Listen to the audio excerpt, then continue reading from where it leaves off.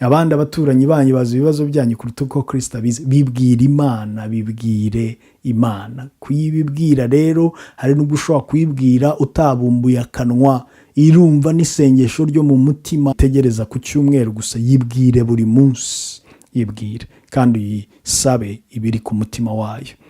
Ndakwifuriza rero amahoro y'Imana, kandi ndakwifuriza kubaho mu buzima bwuzuye kandi buganjwe n'iri sengesho rifite umumaro, ryuzuye kwishingikiriza ku Mana no kubona ikiganza cy'Imana kiri ku buzima bwawe. Amahoro y'Imana bane nawe. Tuzongera ku munsi wo kuwa gatatu mu rurimi rw'Ikinyarwanda, ndetse abumva Icyongereza wareba ku munsi wo kuwa mbere no kuwa gatanu ku masaha nk'aya nanone, kuko haba hari ubutumwa mu rurimi rw'Icyongereza. Amahoro y'Imana bane namwe. Umugoroba mwiza kandi umunsi mwiza bitewe naho uri.